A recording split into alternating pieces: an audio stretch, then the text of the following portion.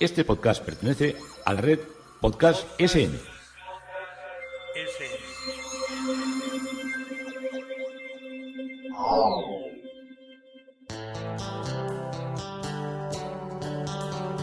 Historia con sentido.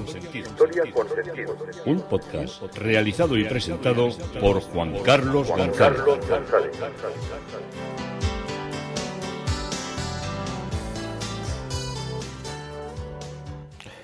Un saludo a cuantas personas se acercan a través de las redes sociales, de Facebook, de Twitter, de mi página web Historia con Sentido. Yo soy Juan Carlos González y un día más encantado de acercaros una parte de la historia. Hoy el tema propuesto es desde el Tratado de San Ildefonso, un paso más en lo que es la comprensión que estamos haciendo de lo que sucedió con Gibraltar, de lo que sucedió con La Roca. Siempre interesante, siempre desconocido y siempre con unas situaciones poliédricas que muchas veces por desconocidas nos hacen afirmar cosas muy rápidamente. Pero bueno, iremos desarrollando lo que es este tratado, que fue también muy interesante para comprender la historia. Cuando era joven oí hablar casi ya lo que era los días finales la época final de lo que fue el régimen anterior al que ahora tenemos, de lo que fue la Marcha Verde, de Tarfaya, de aquel sitio donde se paró la Marcha Verde, donde estuvimos en unos días que muchas veces no nos daban toda la información. Estuvimos a punto de tener una guerra con Marruecos, donde se veían cañones, donde se veían tanques, donde se veía un gran desierto y donde había familiares nuestros que estaban entonces destinados haciendo la mili, que era obligatoria en el Sahara.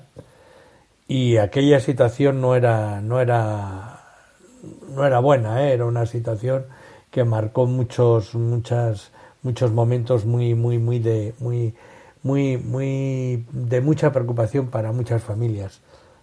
Tenéis que tener en cuenta que cuando os estoy hablando, que es del año 75, no había los móviles para poder hablar aquí con cada persona, ni todas las personas tenían una línea telefónica en su casa, así que cuando una persona estaba destinada en el Sahara, al mucho, podía intentar hablar con su familia una vez al mes desde el teléfono que tuvieran en el acuartelamiento, y luego que coincidiera con la persona que te tenía que poner en comunicación con tu casa o con tu familiar para que pudiera coger el teléfono. Yo siempre cuento que aunque ahora me parece que aquello era el medievo, en el edificio donde vivía yo no había más teléfono que uno, que era y vivíamos mucha gente allí, que era el que estaba en el bar. Entonces, si había que dar algún aviso, llamaban al bar. Y que cuando ¿con quién quiere hablar?, decía la señora que estaba, la señora Gavina, o la señora que estaba allí en el bar, que siempre cogía el teléfono la misma, porque mucha gente no se atrevía a coger el teléfono. Eran la Gregori o su nuera, que era la Gavina, las que cogían el teléfono y decían: ¿con quién quiere usted hablar? Pues con Mercedes Gutiérrez. Entonces salía allí al hueco de la escalera y a voz en grito: ¡Mercedes, que te llaman al teléfono! Y claro, había que armarse de valor para esperar. A todo esto muchas veces no era una unión directa, sino que había que esperar a que te pincharan. Entonces toda la tele, que primero te decían: telefonista, dígame, ya hay una llamada, no sé qué, acepta la llamada. Pues todo esto podía llevarte una llamada que ya de por sí era complicada, te podía llevar igual 20 minutos, hasta que ya la tal Mercedes, que he puesto un nombre hipotético, del portal, bajaba el teléfono y conseguía hablar con la persona que estaba al otro lado. Normalmente eso se empleaba para si se había muerto alguien o alguna cosa. Si se había muerto alguien en las capitales, porque en los pueblos te enterabas 3 o 4 días después, si en algún pueblo ignoto, que se habían muerto las personas. O sea, miramos eso ahora y nos parece que estamos hablando del medievo. Pues no, eso lo he vivido yo, que ya tengo ya unos cuantos años, pero tampoco creo que demasiados, años 74. Entonces cuando veía las imágenes en blanco y negro en aquellas televisiones de Tarfaya, aquello, y hablaban del desierto y de las dunas y todo, me parecía como algo como algo increíble. Yo os digo lo de las cuestiones de la mili porque tenía en ese momento dos familiares míos que estaban destinados en el Sáhara, entonces podía hablar porque me contaba la familia lo que estaba pasando allí y el miedo que estaban pasando de estar allí. Y alguna vez les preguntaba a mis primos, que eran los que hicieron allí en la mili, a ver cómo era aquello, y me dice, pues dicen que lo más parecido a esa parte del desierto se encuentra en Fuerteventura, en la isla en la isla canaria de Fuerteventura. Y yo la verdad pues es que no tenía ni idea de visitar esa parte de Marruecos, que ya está rayando con el Sahara, pero ahora los marroquíes la tienen como suya. Y lo que es la isla de Fuerteventura, pues me parecía que era una cosa, bueno, podía ser interesante, pero no tenía así de mis preocupaciones. Había estado, no hacía demasiados meses, en la isla de La Palma, viendo todo lo que era el volcán, y siempre me habían hablado bien de Fuerteventura, pero me habían hablado muy bien de Fuerteventura, de las playas, de que se estaba muy tranquilo y de que hacía muy, muy buen clima. Bueno, pues este año, el año ya os hablo en el 2023, pero en el 2022, cuando empecé toda esta aventura, le dije a un amigo mío pues que había estado en La Palma, le conté, él también sigue los podcasts y me dijo, pues mira, voy a estar en el verano en Fuerteventura, porque tengo que hacer allí una suplencia, una cosa administrativa, y voy a estar allí por lo menos hasta septiembre o octubre. Y oye, ¿por qué no? ¿Y por qué nos venís? Además él se llevaba el coche y de estas cosas que le tuve que echar una mano para que embarcar, para llevar el coche hasta Huelva. Estuve comiendo con él, estuvimos charlando, hablando de muchas cosas de cuando éramos jóvenes, y le acompañé a lo que era el embarque al ferry que va desde Huelva a Canarias. Y cuando estaba en todo esto, digo, oye, ¿por qué no venís a Fuerteventura, ya que yo voy a estar allí? Digo, bueno, ¿cuántos meses vas a estar? Pues por lo menos hasta octubre sí que voy a estar. Luego no sé si renovaré o no renovaré, no sé cómo lo voy a hacer. Y entonces, pues nada, él se fue a Canarias con el barco, y de que el barco fue horroroso, que era un barco que ya se había recorrido todas las islas muchas veces, que el movimiento del Atlántico que se notaba mucho, y que bueno, que había muchas cosas que mejorar en lo que era la circulación de ese barco. De ese barco no, de esas instalaciones, pero bueno, yo como no fui, yo hablo de las referencias Entonces, pues bueno, él me contaba, oye, estoy en Fuerteventura, he ido a una playa, he ido a otra, esto es maravilloso, aquí hay unas playas magníficas y se come mucho pescado y tal y tal. Y ya dije, bueno, pues me voy a animar, nos vamos a animar a ir. Teníamos que cubrir además un vuelo que por diferentes cuestiones se nos había quedado ya atrancado, y era el importe de esos vuelos eran lo que teníamos que aplicar para ir a Fuerteventura. Entonces, pues voy a buscar. Y ya pues dijimos, pues mira, no vamos a ir ahora en octubre, no vamos a ir porque encima a él no le renovaron su contrato. Y entonces se volvió a la península, con su coche otra vez tuvo que hacer la vuelta inversa. Esta vez esta vez, como sabía cuánto se iba a mover al barco, si me dolía la cabeza que me buscaran en el bar, que no me iba a mover de allí. Bueno, son cosas que no se deben hacer, pero que las cuento como las hizo él. Y entonces, pues, como teníamos que gastar ese viaje necesariamente, sí o sí, antes de finales de enero, pues se nos planteaban dos cosas: o ir a Europa, que Europa ya sabéis lo que es en los primeros días del mes de enero, o volver o ir a Canarias, que era un destino cálido, con buen tiempo y con posibilidades de descansar en la tranquilidad. Así que bueno, pues vamos a ir a Fuerteventura, a ver cómo es ese paraíso que nos ha descrito nuestro amigo.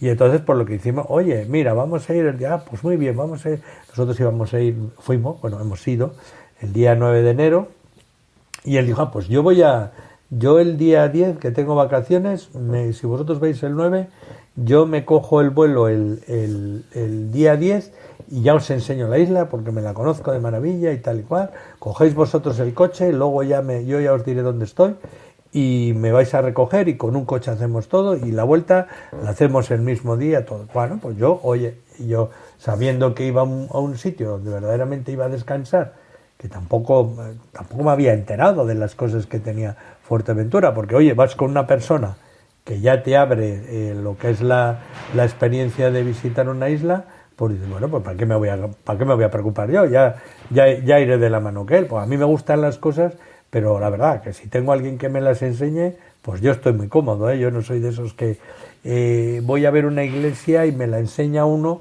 y me dice, ¿te has olvidado de que en el retablo segundo que hemos visto había una imagen de una santa que estaba en la esquina? No, así no soy. Si entro con una persona en la iglesia y me explica ya la iglesia y tal y cual, me fijaré en las cosas. Si me interesa algo, lo profundizaré, pero no me gusta... yo entiendo que hay a veces gente que sabe mucho de arte y mucho de iglesias y de cosas que igual puede pecar un poco de... ¿no? La palabra no es de pedantería, ¿no? Pero que de tanto conocimiento pues le abruma un poco al que está ahí. Dice, wow, este yo le estoy explicando una cosa y ahora que me está rizando la caracola, a ver cuántas vueltas tenía la caracola y la simbología. Es un ejemplo, que para que me entendáis un poco. Bueno, pues entonces yo estaba con todo esto, yo dejaba de la... Y bueno, y pocos días antes de iniciar el viaje, me llama mi amigo y me dice, oye, que estoy en León. Y me dice, y he salido a tomar unos vinos, llevaba unos zapatos de verano con la suela muy desgastada, así que me he patinado, me he caído y me he partido el pie. Me tienen que operar esta tarde y ya lo del viaje lo tengo que suspender porque me tienen que poner clavos y tengo que estar inmovilizado 20 días. Digo, bueno, pues nada, pues oye, que recupérate, me tienes informado y ya te contaré cómo nos va. Porque ya eran días que ya, bueno, además ese viaje ya no lo podíamos aplazar, ni sustituir, si perdíamos todo el dinero y perdíamos todos. Entonces, bueno, y yo lo que hicimos fue preparar un hotel. Nos habían hablado muy bien de la zona de Costa Carmen, nuestra amiga Lourdes, que tiene una agencia de viajes, que es la que nos organiza todo, porque muchas veces uno piensa que puede hacer las cosas por las aplicaciones estas que hay de mejor precio y de mejor cosa, pero esas cosas a veces te salen bien y son muy buenas, pero como te salga el mal, amigo, arregla una cosa cuando llegas tú ahí al aeropuerto de Fuerteventura y tengas que ir por la noche a buscar un hotel que no tiene la reserva que te habían dicho, porque, bueno, con esta amiga nuestra ya sabíamos que ningún problema tenía. Así que a Fuerteventura, a coger el avión en el aeropuerto de Madrid y a ver qué nos esperaba allí. Que eso ya lo contaré en el siguiente podcast, porque me ha aproximado a Tarfaya, aquellas épocas donde los soldados hacían la mili en el Sáhara, y he acabado con mi amigo que se parte el pie y tengo que reubicarme para un viaje casi veraniego en el frío invierno madrileño. Y con esto me tengo que volver a donde nos habíamos quedado, al título que arranca el podcast de hoy, que es la Gibraltar en el Tratado de San Ildefonso. Bien, las negociaciones del Tratado de San Ildefonso comenzaron poco tiempo después de firmarse la Paz de Basilea. Nuestro país había caído ya en tal degradación con esta paz que Francia esperaba aprovecharse de todos los modos de esta situación. Godoy estaba intentando en varias ocasiones firmar con el directorio una alianza defensiva al estilo del Pacto de Familia, pero modificada sus formas, ¿se lo entendéis? Claro. Sin embargo, Francia no se conformaba con una alianza defensiva. Quería disponer de la totalidad de las fuerzas de nuestro país para emplearlas como auxiliares de las suyas en todas las guerras que aún sostenía. Para ello era preciso una alianza ofensiva. Y en un principio Godoy pues resistió a lo que era la presión francesa. Una alianza ofensiva no parecía estar dentro de sus planes y su intención era mantener a nuestro país neutral una vez firmada la paz con Francia y abandonada la coalición que vimos en el capítulo anterior a la que se había sumado. La prolongación de la guerra anglo-francesa acabaría, pensaba, con el poderío británico, al menos por algún tiempo. De esta forma, nuestro país dejaría de preocuparse por los problemas que los ingleses le causaban en América para centrarse en lo que era la recuperación del territorio ibero. Sin embargo, la presión de Francia y sus ofrecimientos, que parecían colmar los deseos de Godoy, hicieron que el ministro se apartara de lo que eran las ideas de neutralidad. Por aquel entonces, Gibraltar no estaba siquiera en la mente de Godoy, pero en cambio sí tenía miras mucho más ambiciosas, como era la conquista de Portugal. Conociendo esta debilidad, Francia la utilizó a su favor. En la alianza ofensiva que proponía Godoy había un apartado dedicado a la mediación española entre Portugal y Francia para separar a la primera de su alianza con Gran Bretaña. Y por otra parte, era convenir a que las fuerzas españolas apoyaran a Francia y que Francia le apoyara y que intentaran conquistar Portugal. Gran Bretaña, Francia y, como no, nuestro país tenía claro que los destinos de nuestros con los franceses no se separarían, al menos de momento. El primer borrador del proyecto de los franceses que presentaron a Godoy, nuestro país estaba obligado a declarar la guerra a Gran Bretaña y a ceder a Francia la colonia americana de la Luisiana. Una y otra condición estarían en vigor entrarían en vigor en el mismo momento de firmar del acuerdo. Además, nuestro país debía firmar también un tratado de comercio con Francia en el que se concedían privilegios invocables para negociar con lo que era nuestra América, excluyendo a Gran Bretaña y privándola de los privilegios que hasta ese momento había gozado. En cambio, nuestro país obtenía el compromiso francés de ayudar a recuperar Gibraltar y obtener permiso para pescar en las aguas de Terranova. Esto nos suena, que todavía seguimos pescando allí y que tenemos barcos para que no se metan en otros países, en fin, todo este lío de territorialidades. Como en tiempos atrás, era nuestro país el que debía hacer casi todos los sacrificios. Entraría en guerra contra Gran Bretaña, apoyaría a Francia con todas sus fuerzas navales, cedería la Luisiana y a cambio solo obtendría la promesa de intentar conseguir Gibraltar y el permiso de pesca. Poca cosa para todo lo que íbamos a arriesgar. Este tratado tampoco nos garantizaba la consecución de ambas promesas y solo garantizaba el intento. Uno de los artículos secretos estaba en lo que era el cebo para Godoy.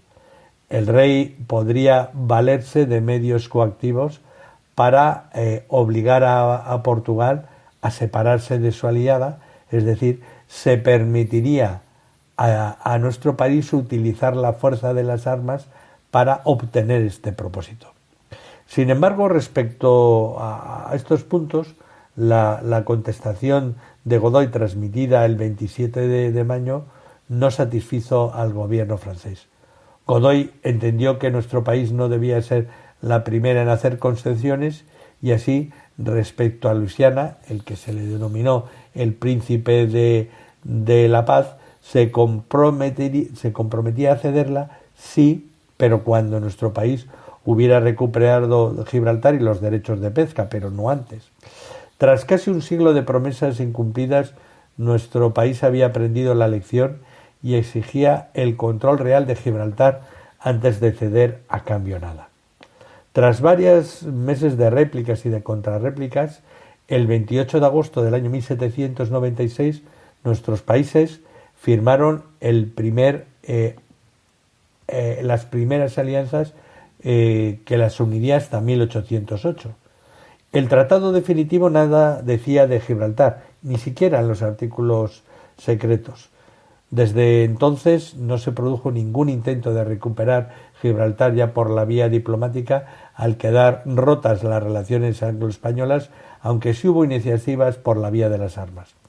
Las consecuencias de esta nueva alianza franco-española renovada a principios de octubre de 1800 y tras la paz de Amiens nuevamente en 1803, como os podéis imaginar, fueron totalmente desfavorables para nuestro país. Desde el punto de vista militar, nuestro país sufrió una severa derrota. En primer lugar, el enfrentamiento naval hispano-francés frente al Cabo de San Vicente se vislumbró lo que iba a suceder. Después, aunque nuestro país perdió una importante escuadra, Gran Bretaña no consiguió aniquilar por completo el ya escaso poderío naval español. La isla de Menorca fue nuevamente invadida por las tropas británicas y la isla de Trinidad sucumbiría a la flota inglesa del almirante Harvey. Estas pérdidas en acciones bélicas fueron atenuadas por la paz de Amiens, una simple tregua en la contienda. Nuestro país pudo recuperar Menorca, pero perdió definitivamente la isla de Trinidad. Tras una nueva renovación de las alianzas, nuestro país volvió a enfrentarse en la mar con la flota británica del almirante Nelson, cuyo resultado para nuestro país fue aún, si cabe, mucho más desfavorable que el anterior. La batalla de Trafalgar, en octubre de 1805, acabó con el disminuido poder naval que ya teníamos, y la pericia del almirante Nelson, la mejor preparación de sus marinos y la mayor ligereza de sus naves pusieron de manifiesto el gran retraso de nuestro país en el arte de la navegación, y las consecuencias de esta derrota fueron determinantes en lo que era nuestro futuro. En la batalla de Trafalgar perdimos definitivamente la batalla de América y se malogró toda posibilidad de recuperar Gibraltar por las armas, y dejó de ser la balanza equilibrada el poder naval, sino inclinada totalmente para el poder británico. Y desde entonces Francia no podría ya acudir a ella como un elemento de desequilibrio, ni Gran Bretaña ya temería una alianza franco-española que pusiera en peligro su poder marítimo. Gibraltar fue la puntilla para cualquier plan que se pudiera tener. Desde el punto de vista político, este tratado fue el que motivó la crisis dinástica de 1808 y la que permitió a los franceses poner el pie en lo que era nuestro territorio. A pesar de la desfavorable situación en la que nuestro país estaba atravesando, la cuestión de Gibraltar no había sido totalmente olvidada, y en el convenio de Fontainebleau para la desmembración y adjudicación de los estados portugueses, firmado el 27 de octubre de 1807 entre Francia y nuestro país, Eugenio Izquierdo dejó abiertas las puertas para intercambiar las provincias de Vieira, Trás-os-Montes y Extremadura por Gibraltar. Y el gobierno español pensaba que Gran Bretaña estaría dispuesta a sacrificar Gibraltar si con eso lograba la unificación de los territorios que había pertenecido a su incondicional aliada desde 1703, Portugal. Sin embargo, los acontecimientos que tuvieron lugar después, tanto en la península con la Guerra de la Independencia y el levantamiento contra Napoleón, como en Europa, modificaron de tal forma las relaciones internacionales que no dieron opción a nuestro país para exigir el intercambio de Gibraltar por estos territorios ni por ningún otro. Y la contribución de nuestro país a la derrota de Napoleón no se vio reflejada en la paz definitiva firmada en 1815. Nuestro país no tuvo la oportunidad de intervenir en el Tratado de Paz con Francia ni en la Paz de Viena, y fue invitada a ceder ambos documentos, tal como ocurriera en el Tratado de Utrecht un siglo antes, lo que denotó que nuestro país empezaba a ser tratada como una potencia de segundo orden. El Congreso de Viena reconoció a los Borbones de nuestro país su derecho a ocupar el trono el trono en Madrid tras el breve paso de José Bonaparte. Y respecto a la América hispana, Gran Bretaña había dejado por sentado antes del Congreso que este tema no se trataría. El destino de las colonias debía seguir su curso sin injerencia internacional. Y en el Congreso de Viena se acabó la participación española en cuestiones importantes en Europa. El sitio de 1779 a 1782 fue el último intento de conquistar militarmente La Roca. Sin embargo, hasta principios del siglo XIX se planificaron otros proyectos para invadir La Roca, que nunca llegaron a materializarse. Un año antes de que muriera Carlos III, el 8 de octubre de 1787, Floridablanca escribió en nombre del rey la instrucción reservada dirigida a la Junta de Estado de reciente creación, y en ella hacía un repaso de todos los temas de Estado importante y, como no, también de Gibraltar.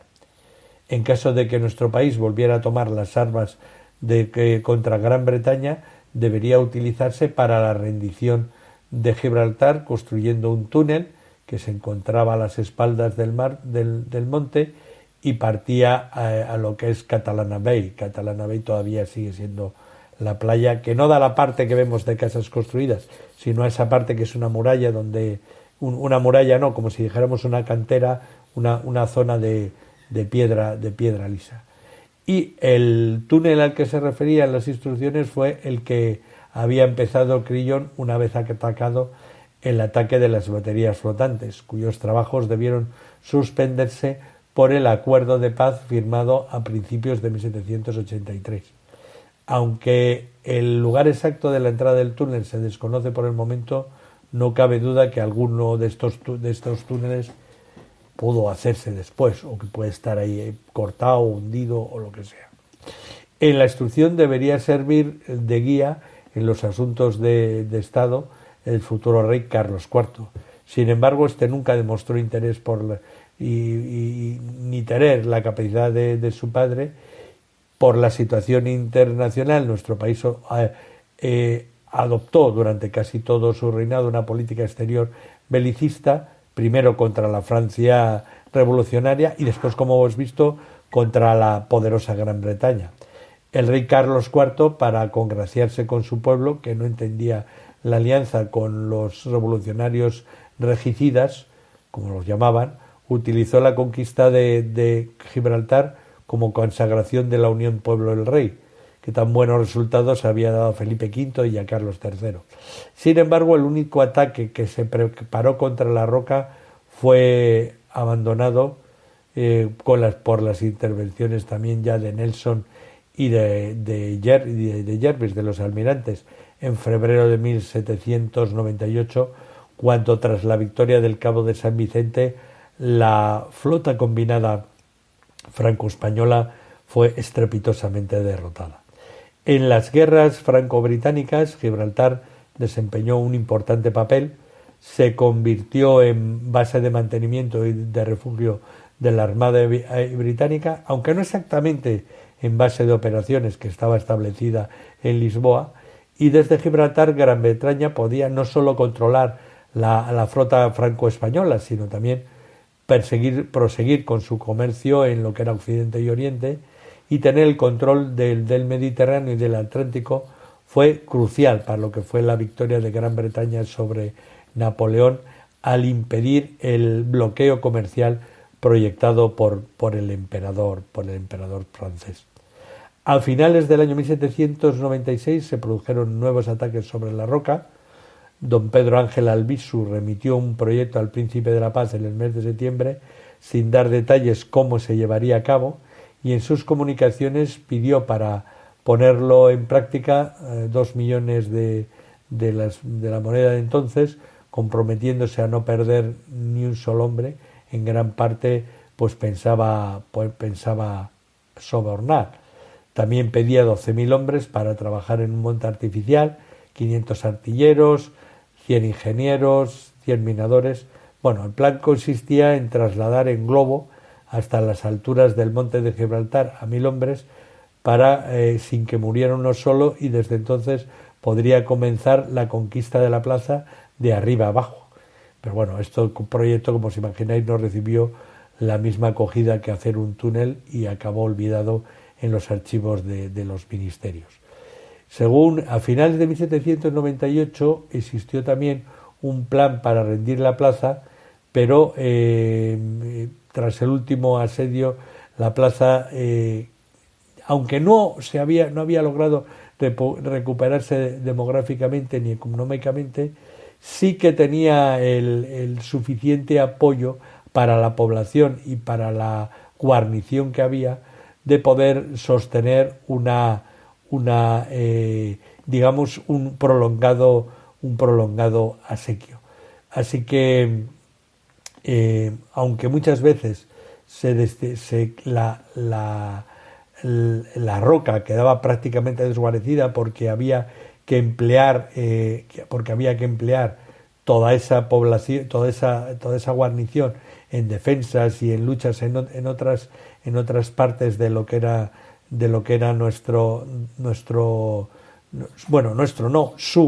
su imperio,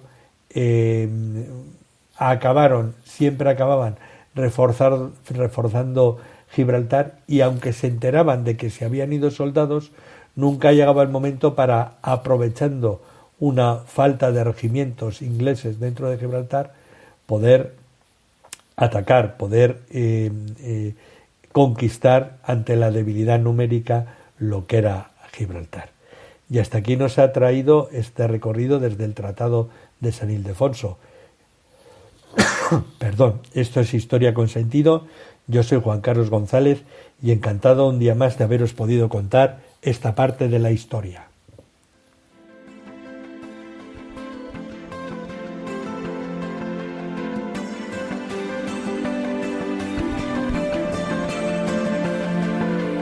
Hasta aquí un episodio más de Historia con Sentido. El podcast que te habla de historias de la historia, sucesos, eventos, como si el ayer fuera hoy. Síguenos a través de iTunes, Spreaker o iVoox. Contacta con nosotros por correo electrónico escribiendo a podcast@historiaconsentido.com. Nuestra web www.historiaconsentido.com. Y en Twitter nos encontrarás como @historiasentido. Este podcast pertenece a la red Podcast SM.